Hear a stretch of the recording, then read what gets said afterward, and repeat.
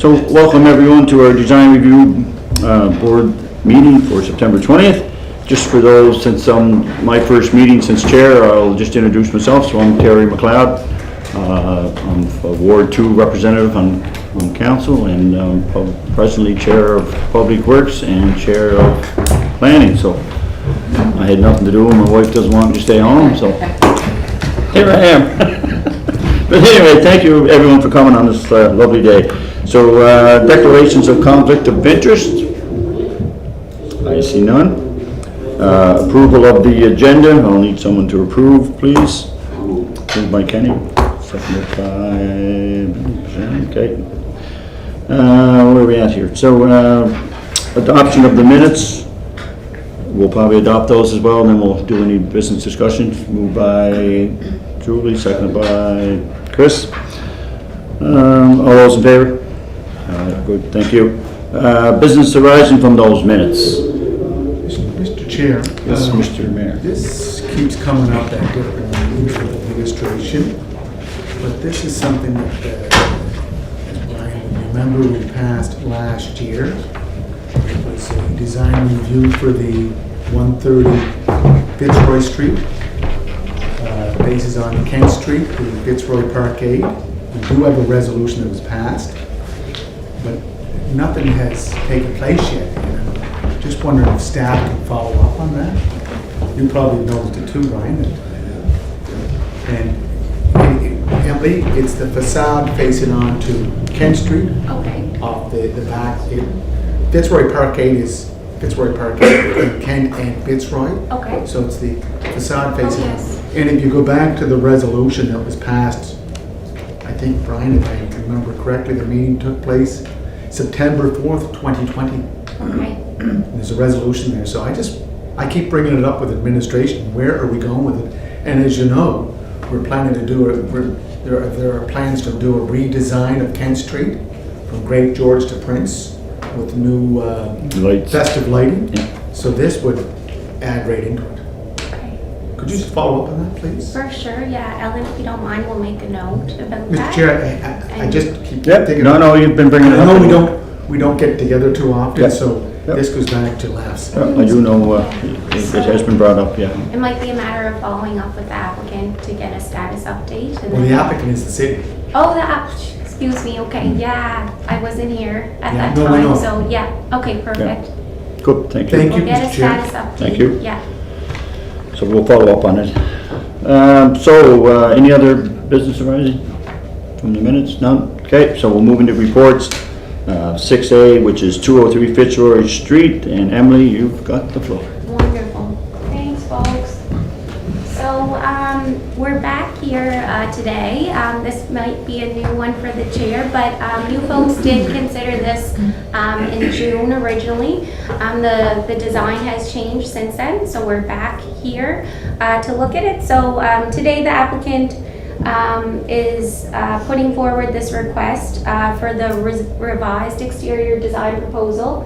Now for a 4-story, about 44.5 feet modular building containing 28 units and ground floor below grade office space. So they're looking for design review board support for this revised design. And the zoning bylaw requires you folks to consider this application because it involves affordable housing and it also is a multi-residential building in the 500 lot area. So just a refresher on this property and the surrounding neighborhood. The property is zoned downtown mixed-use neighborhood. And you folks are probably aware that property zone DMUN, for development on those properties, they are eligible for bonus height, subject to certain requirements, and in exchange for a public benefit. So this property is located again in the 500 lot area. It's a large property. It's about 0.68 acres in size.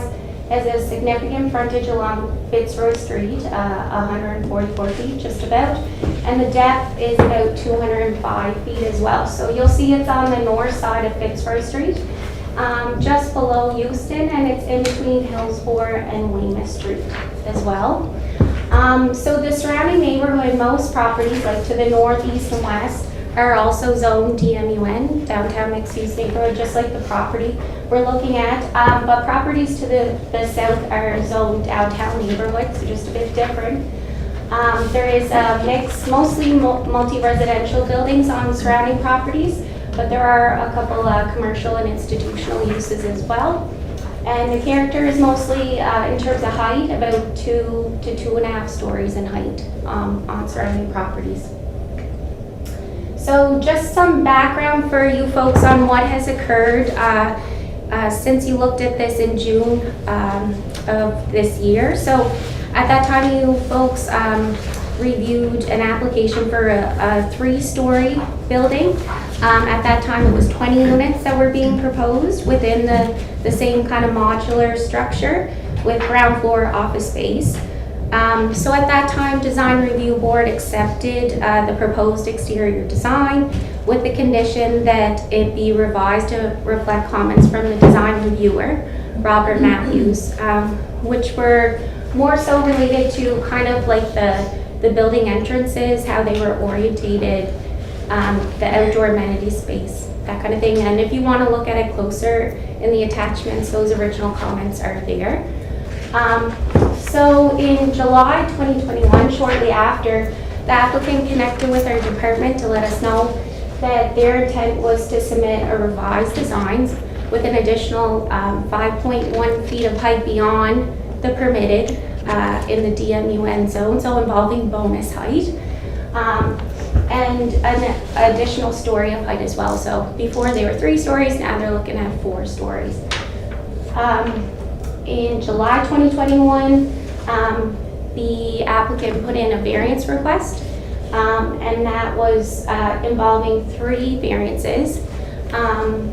And that was to allow them to achieve that bonus height more than anything. So it was related to the side yard setback, stepping above the base building, and then a rear angular plane variance as well.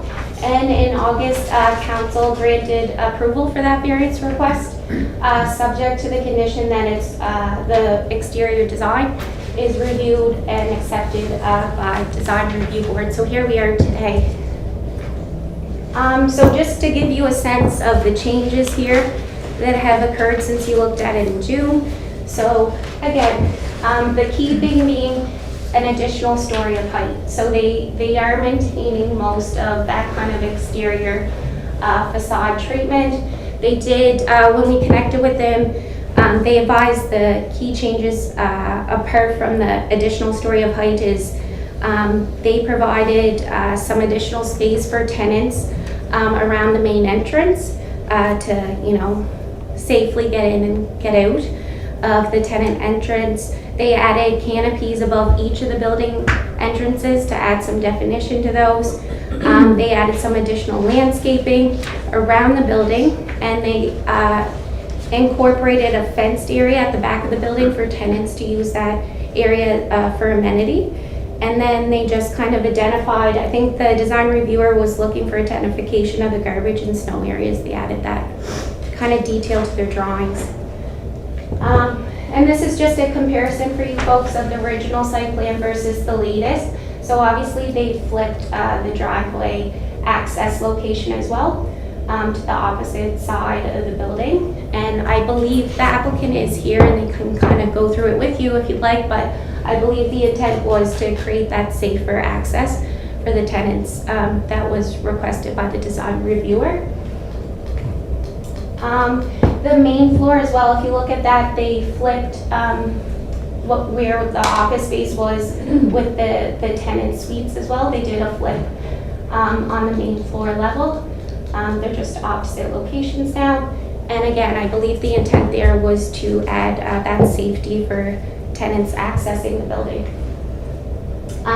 The exterior siding remains the same as previously proposed. So they continue to propose a mix of horizontal Cape Cod joint siding and pre-finished vertical metal siding. So that is compliant with the 500 lot area design standards. So just a summary of the comments that we received from Robert Matthews when he looked at this revised exterior design. So again, Robert looked at the original proposal and now looking at the revised version. He acknowledges that they're providing much needed nonprofit housing in the neighborhood, and that the width pattern of the building is generally consistent with the historical existing surrounding neighborhood as well. He acknowledges that the inset balconies on the south facing, so facing Fitzroy Street, they do reduce the interior usable area and unit size of those units facing Fitzroy Street, but they do provide amenity space and they enhance the exterior facade treatment of that south facing or Fitzroy Street facing facade. He speaks to the functionality of the south facing units and the structural integrity of the modular stacking system being compromised if the upper levels were to be set back, as per the zoning requirements they got variances for. And then he brings forward 2 questions for consideration. The first one being, could the building be rotated 90 degrees and be perpendicular to the street instead of adding the 4th floor and increasing the length of the development to maintain those additional, it is 8 units that are being added on the 4th story. And then alternatively, he talks about, could the facade treatment applied to the floors 3 and 4 be visually different and simplified in terms of detail, color, or material relative to floors 1 to 2, so those lower levels. So in conclusion, the reviewer says that the design of the upper levels are currently pushing the design outside the 500 lot area design standards and may set a precedent for future development. So for that reason, the design reviewer is recommending they look at those options for consideration. So in terms of staff and how we looked at this, we acknowledge that the design features 9 yards has incorporated along the Fitzroy Street facing facade, like the inset balconies, the canopies defining the office and residential entrances, and the landscaping features, that these do help to offset the impact of that additional story of height. So it's additional 5.1 feet in height they've added beyond the maximum permitted.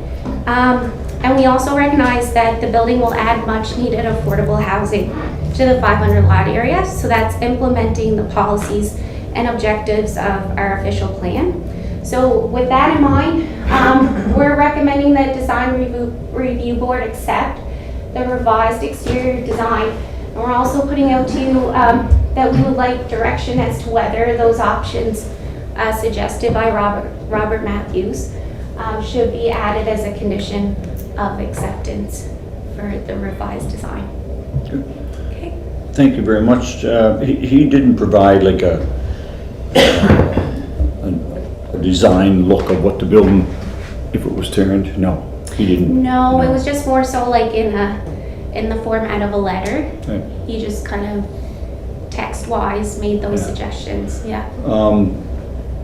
Any questions, guys? We could. Clarification, if I could, Chair, Yeah. but didn't we, because this was kind of the extra floor because it's a modular home, That's right. just, it's really not an option to do that recommendation based on Yes. their plan, correct? Yes, so 9 yards spoke to that because of the stacking nature of the modular building. They talked about the difficulty in kind of doing any changes to the size or configuration of the building. Yeah, I think at the end of the day, staff will have to make a recommendation to planning board whether at some point are we going to continue to accept modular buildings when it's going against our wishes, right? I mean, the setback will never happen as long as modular homes or modular buildings are allowed, right? Because that was the applicant's problem, was that he couldn't do anything with that top floor. Right. If it wasn't a full floor, right? So that's why our design reviewer is suggesting that, well, if he turned the building, he could make the room instead of having to do the top floor. So it's worth considering, but at the same time, since the applicant is here, you said, Yes, Emily, maybe yes. we could ask that question, I guess, just as to what like I know what the applicant's probably going to say that it's a costly adventure to start turning his building around, I'm sure, but it wouldn't hurt to ask at least, I guess, and to see what issues he would bring to it. If anyone else has anything else they want to add before we bring him in? I see none. Oh, sorry. Go ahead, Greg. Just comment on just my thoughts at this point. We'll speak to the owner, or go ahead, but I mean, I feel that the changes are acceptable. Turning the building to me is not. I mean, you want to infill the street front, and turning the building is going to leave a gap on the street. I think it's more important to allow for those 5 point whatever feet than it is to just mess with the organization of cities, you know, to have this long building going back from the street. Mm-hmm. And then you'll have a parking lot on the street, on Fitzroy Street, if you do that. You know, so I think it's a better option to accept as designed. That's my thoughts. Yes, go ahead. I would agree, and I think I understand the caution that Robert Matthews has put forward in terms of the precedent, and I guess the other side to that is the very great importance of allowing this type of a affordable housing to be developed in the city core. Mm-hmm. The economics of adding that additional floor, I'm sure, are a critical part in terms of the budgeting for the project.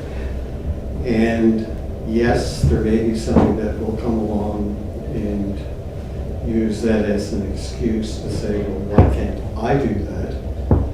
I guess that's not really for us to decide. Mhm. I think today we have a proposal which I Right. would support, and just as it's been presented. Thank you very much, Brian. Any other comments, concerns? Well, just one more note too. Sure, Greg. No, that's what we're here for. But in general, a larger footprint rather than going higher is more expensive. And if we want to encourage affordable housing, we have to. Then we have to stick within, encourage yeah, affordable good point. Yeah. Yeah. Okay, yes? No.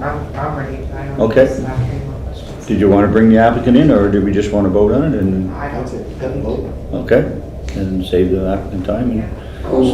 Okay, I'm just going to ask for a motion. So moved by Kenny, seconded by Julie, that we accept staff's recommendation of the changes made in the design review. Good. All those in favor? All those against? I see none. Passed. That was too easy, Emma. You're good at this. And just so I'm clear, folks, we just want to accept it as proposed, right? Right. That's- Okay. Yeah, that's proposed. Perfect. Yeah. Thank you, everyone. Thank you, Emma. Lori. Appreciate it. Okay. Moving on to B, which is 55 Chestnut Street.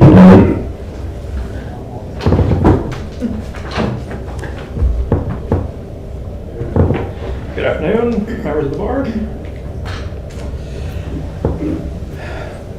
So this is the building currently on 55 Chestnut Street. It is a 27-unit apartment dwelling. It is located outside of the 500 lot area, but has been subject to the design review process through way of development agreement. This is the fourth time that this specific development has appeared before the design review board. It appeared in October 2019 for the original design plan, in February 2020 with revisions, in September 2020 with more revisions, and now in September 2021. It is before the board today because the building is nearing completion, and aspects of the design as built deviate from the most recent approved design plans from the August 2020 design review, or the September, 2020 design review meeting. So in this presentation, I'll just briefly highlight some of the larger changes to the design of this building. So here is the front of the building. It faces south and fronts onto Chestnut. Across the street would be the Invesco building. On top is the approved drawings that dated August 25th, 2020. These were approved at the September 2020 Design Review Board. And then below is new as-built design drawings provided on September 17th last week. So, deviations from the approved plans shown in the September 17 drawings include changes to the siding orientation. So you can note that siding orientations here are installed vertically as opposed to what was horizontally proposed on August 25th. The wings of the building on both the east and west portions of it were proposed to be accented in black metal cladding or black metal bands. This has been changed to black stucco. Lintel materials, as built, uses brick where it was proposed to use stone. There are new coins in the center portion of the building. They are black colored brick. They were not shown in the August 25th drawings. And then you can see on the side of the building, August 25th, they were proposed to use cantilevers where they currently use wooden post structures. So here's the back of the building. This faces north.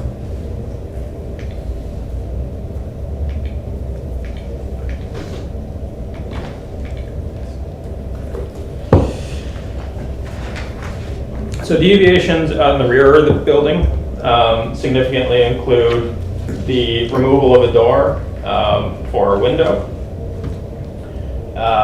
the installation of an accessibility ramp, the insertion of balconies onto the rear of the building where there was none up here. Doors to the rear of the building, their style has been changed from just solid doors to doors with windows. And then on the right, you can see that the balconies were proposed to use cantilever system and have now used a wooden post system. Evan, Mr. Chair, could I just ask, You- Evan, you- so during this process, do we have our inspectors going down? The building inspectors have been inspecting the building, and these changes, Or made at the last moment? well, so I did an inspection of the design in June, and there were noted deficiencies as compared to what was approved, and in what was in the development agreement, and a letter of deficiencies was issued to the applicant to be addressed, and therefore here we are. Does he have an occupancy permit? That's what he's asking for, right? Temporary occupancy was issued, but a full occupancy is not at this time. Thank you, sir.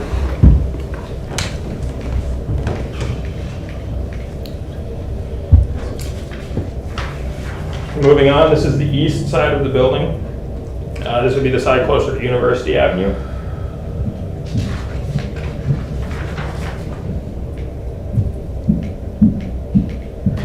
So, notable deviations on this side of the building involve the side facade design and wrap. So in the August 25th drawings, you can see that the front facade was supposed to wrap onto the side, and it was supposed to go a fair ways back until the building itself stepped back. Now, as built, the facade only goes about a little bit less than half on the side, and then it changes to a metal siding material that is the same as on the other portions in the rear of the building. And as with the front, it was supposed to be accented with black metal bands, which has been changed to stucco. And then towards the back of the building, in the August 25th drawings, you can see an awning type structure, and that has been changed to the accessibility ramp. And then just from this angle, you can see the new balconies that are added in the rear, as well as the wooden post structures of these balconies being changed to what was the approved cantilever balconies. And then this is the final side of the building, the west side, closer to Queen Street.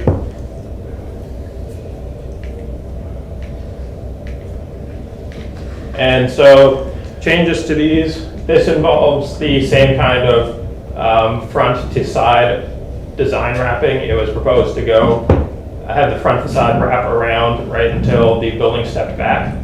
That has been changed, so the front facade only wraps about a little less than halfway, and then it changes to the same metal siding as the back and the rear. The balconies, again, here were proposed originally to use cantilevers. They now use wooden support beams.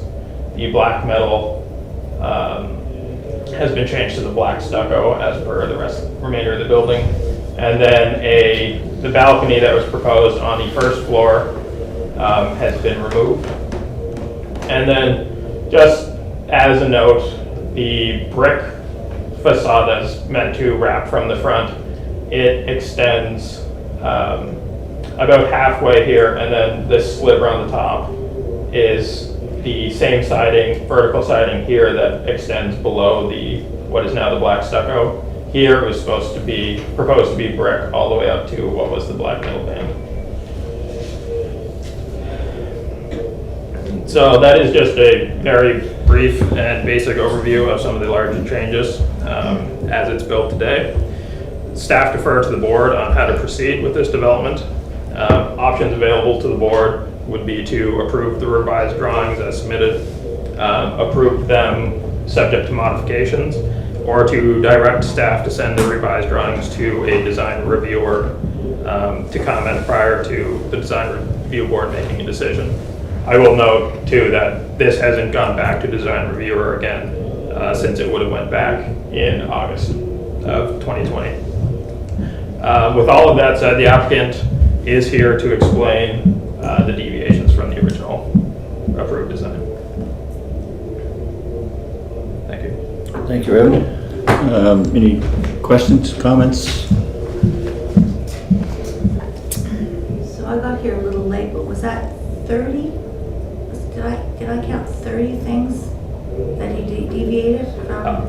30? I don't have an actual number of deviations. At least, yeah. There are quite a few on varying scale. And just for clarity, so, and these 30 changes have not gone to design review again? No, so everything that I pointed out was approved by design, in August, or September 2020, design review approved what appeared on the top Right. of all these slides, Right. and then everything I pointed out are deviations from the approval. So, Mr. Chair, Wow. Okay. Ed may not know this, but maybe some of the other members of the design review board. There's the twin of this building on Passmore. So did that go through a design review? I believe it did. I believe the development on Passmore was subject to Did we design. have some deficiencies or issues with that building? I am not sure. Parking or something, might have been some parking deviations. And But I mean, just the design of the I building. don't think so.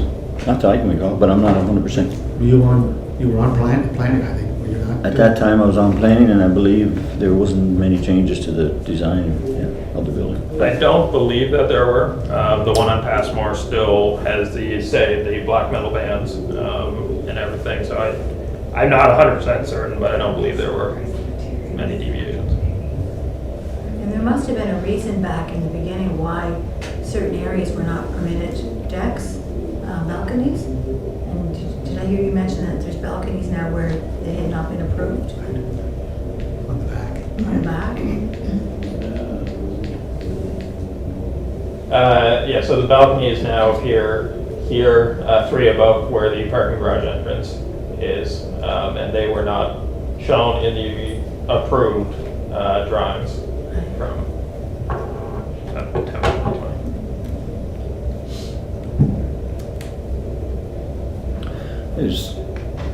I don't want to speak for the committee, but some of these are structurally changes, right? I mean, when you start putting patios out or balconies out over, you're getting into structure changes, and I don't know if that's something that should go back to design review or not, but how close or how much of these going to overhang, for example, over to the sidewalk?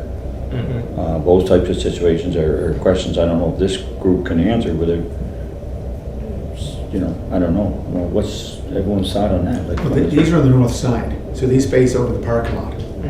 oh, yeah, that'd be the no, yeah, but there's some on the front side too. Yeah, but they're recessed.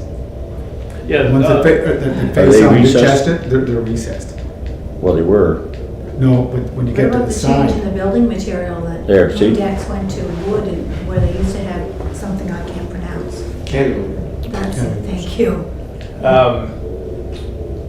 So the balconies that appear on the front of the building, Right. they use the cantilever system and they are, they conform with what was approved. Yeah. So the balconies on the front of the Okay. building are, Oh, okay, okay, good, okay, sorry. But the other balconies don't have the cantilever, they're just wood.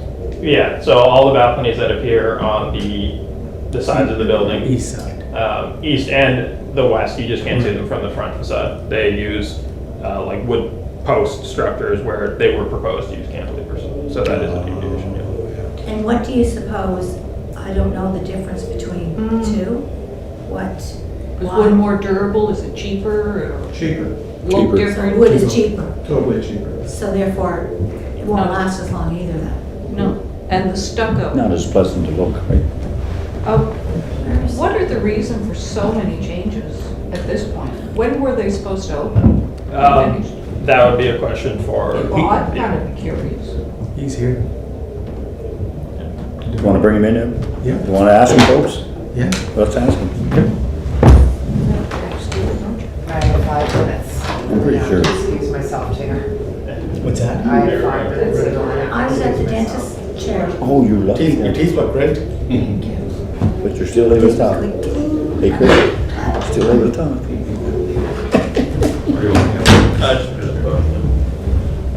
Hi everyone, How you doing? Welcome. good, thanks. Good, so we just have Can I take this some, mask off? Is that okay? yeah, you can, Yeah, yeah. thanks. We're just asking questions on the changes, that's also, Okay. I believe Sharon, you had some questions. I'm just curious, at this point, when were you scheduled to open? When were you scheduled to finish? Yeah, so I just want to step back for a sec, just to make, just clarity. So I'm here representing the applicant today. I'm not the applicant for the project. I am the architect for the project on behalf of Coles Associates. The question about when is, well, there's already some tenants in the building, because there's a temporary occupancy was granted. The date of that was probably a couple months ago that was granted. I don't know how full the building is. I assume it's based on, there was some units that weren't able to be accepted at that time. Okay, and then I guess what I'm asking, at this point, why are there so many changes? Why did the changes have to happen? Is it cost? Or why have they? So I understand some of the changes were based on materiality and getting some materials during COVID and things like that, and challenges during, for the framing of the balconies and items like that. And that's, you know, and some of it was the applicant's thoughts to develop some of the design to better enhance it. Like with the brick and a few of those things, like going from the red brick to introducing some of the black in there was a connection to the black windows in the building. And I know that deviates from the process, don't get me wrong there, but that's, you know, that was their. The change in the cantilevered Yeah. to non-cantilevered Yeah. balconies, Yeah. when did that take place? Oh, that would have took place when the floor was being framed, so that, Which would have been when approximately? Long before COVID. I don't know, the foundation of this building started probably almost 2 years ago. So it would have been, I don't know, year and a half or so. So as the registered design consultant Yes. for the project, Yes. you actually made those changes in the construction drawings? We oversaw it, but the applicant was advised, yes. Who made the changes in the construction drawings? Our firm, Your firm did? yeah. Was your firm aware of the direction on the design review committee's proposal for the Yes. building? So you disregarded the directions from the city? We informed the applicant. No, I'm asking the question. Okay. You made the changes as the professional to the construction documents in contravention of what was the direction from the city from the design review board. You were complicit with the client, Yeah. but your firm had to make those changes to the construction drawings structurally to deviate from the original plans. Is that not correct? Yeah, our firm provided the engineering for those changes, yes. I'm shocked.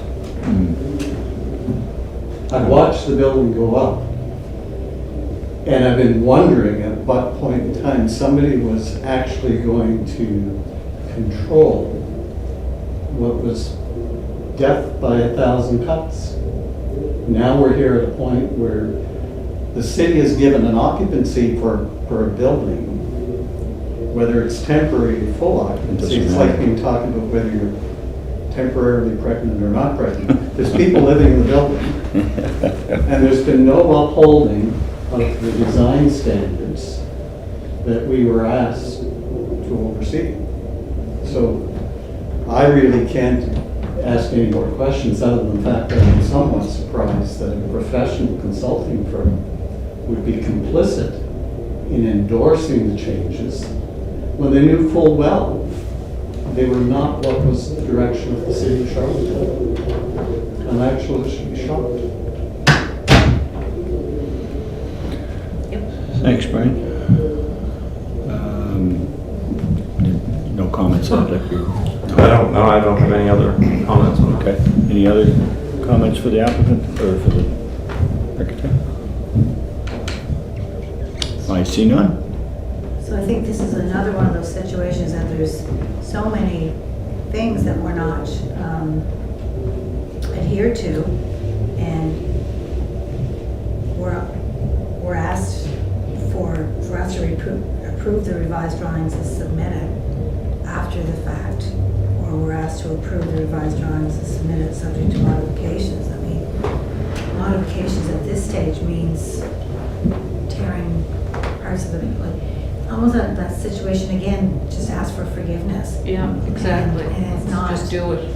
I mean, it just does not bode well with other developers out there that Well, it's have not. stop work projects done and to have to follow the rules, and then we just to take this and just, It just doesn't sit well. It just does not, no. Mr. Chair, I know we have the architect here that's working with codes. Mhm. So, like our department, we sent inspectors down to make sure things were green. Was that the same with your firm? Yes, People were going down and? yes. And it was being followed? We were going down and reviewing the project as it was going, So did you see proceeding. any deficiencies as this project? We were informing the applicant. And you didn't, is there a due diligence on your part to notify the city that the plan's not being followed? Yes. That didn't happen? I mean, that's, Yeah. I know, and look, Yeah, it's a tough that's- position for you to be in. that's the reality is, yeah, I mean, Yeah. Like what, as Councillor Yankoff said, like, we have what, 30 deficiencies? well, the balconies More at than this that. point is a major, it would be a major thing to the east and west balconies to change, would be a major change. And what about the ones on the north side, over The the north parking side. lot? Well, those, They were not even on the drawings. they weren't even on the drawings. I mean, technically, those balconies could just be cut off. That's, if they were just locked patio or patio doors that were restricted to the exterior, so those balconies could be technically removed, right? And overall, I think it's a much cheaper version of the building. I mean, the look of the building isn't going to be near as nice, that's for darn good and sure. We sold the public, in the neighborhood, on a certain look, and now we're not going to have that, and that's where, as politicians, we get in trouble, right? And, we just had a different developer on the same thing, right? And we put a stop work order on that. Pushed to turn Yeah. our eyes away from it because we are in a housing crisis, and I mean,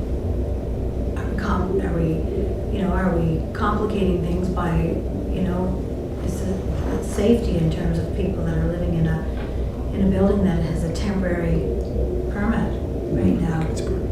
That's a good point. So, Mr. Chair, Okay. it says conclusion, it says In conclusion, yeah.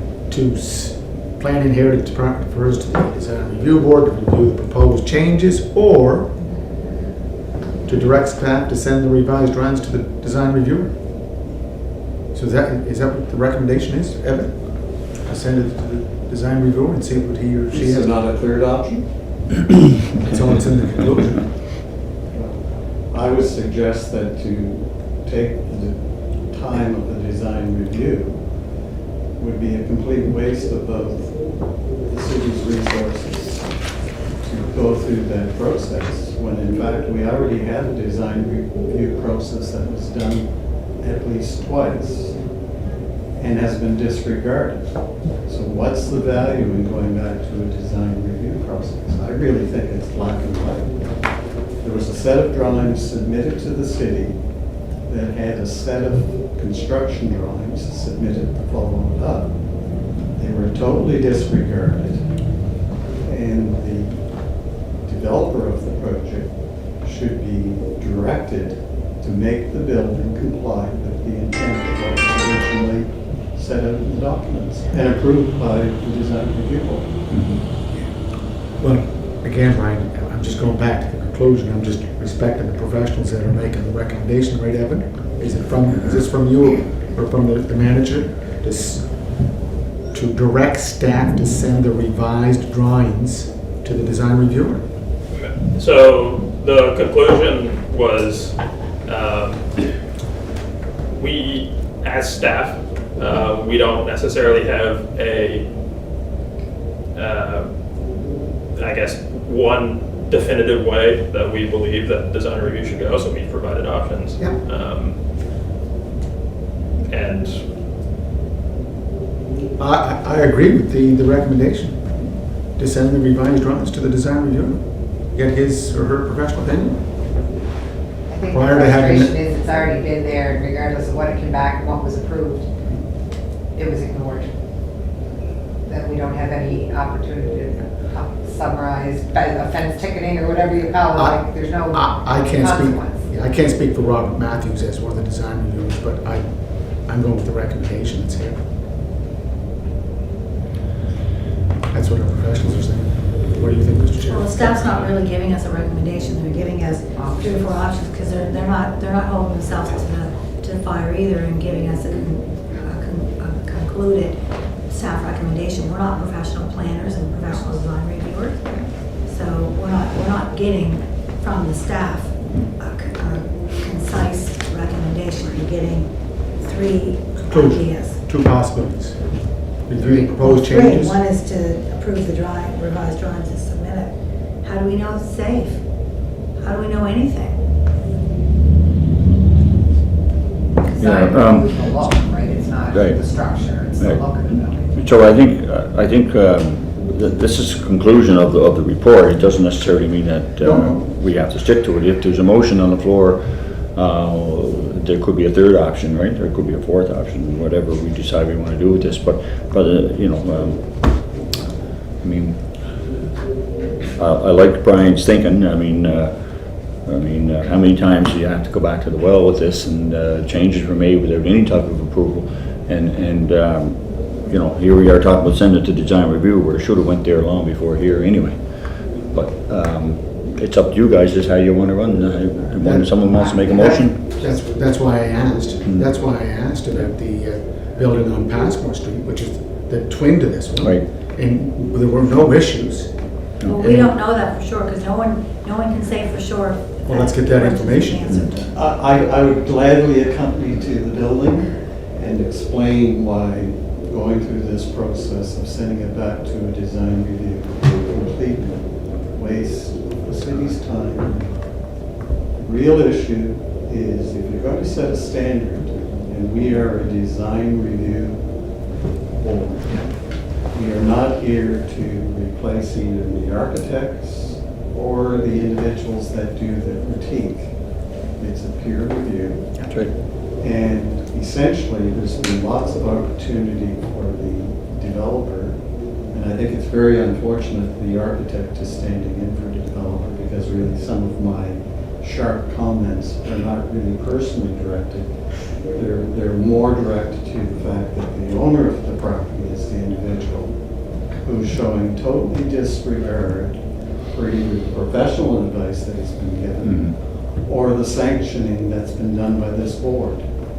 So I would propose that my recommendation is that the design as presented be rejected and that the developer is asked to complete the building in accordance with the documents that have been approved. Black and white. So that's a motion? That's a motion. I agree, Okay, second. seconded by Sharon. All those in favor? Just on the discussion. Oh, sorry, your Again, discussion. I'm I'm going sorry. back to the conclusion, it's not a recommendation. I think that we're all very familiar with COVID-19 and the restrictions that it's pushed on us. And we may shake our heads and say, no, I can't support this resolution because I believe I would like to give an opportunity. Again, look at the history of this project. It's been going on, what, 3-4 years? I moved back to the island in 2017, 2 years ago, 2019. the foundation was started then, so that's 2 years. 3 years since it started, Two and a bit, yeah. By the time a first excavator went, it's probably 2.5 years. I just believe that in these times, these uncertain, unprecedented times, we have to provide opportunities for developers to work with the city. So I will not be supporting it. Well, may I say, as an architect, I totally understand how things change over time and evolve, and as things go on. The point is, though, I mean, if something was approved, you can come back again and let us know there's going to be changes, and let us discuss that at the time. Work with us. Again, I'm with you, you know, it's forgiveness, not permission here, and, That's right. you know, we've set that precedent. We have to stop it, so Yeah. I would agree. And we just went through a stop work Yeah, on someone else's design review because it wasn't quite the same. And you want to turn around and then just no way. it wasn't as major as this. Doesn't seem fair. That's comparing apples and oranges because that design review is that the building is just at the footing stage. This building is up. Well, All the more reason. all the more reason. It's all the more reason. Town meeting. Again, I'm just going back to the conclusion presented by Kevin. Yeah, Let's so, call the question. so, any more discussion? None? Okay, call the question on the motion that the applicant is to go back to the original design review approved back in back in. The most 2 weeks. recent approved would be. Most recent approved. September 2020. Right, Yeah, September. good. All those in favor? 2, 3, 4, 5, 6, and you're in favor too. 7 in favor, and 1 against. Yeah.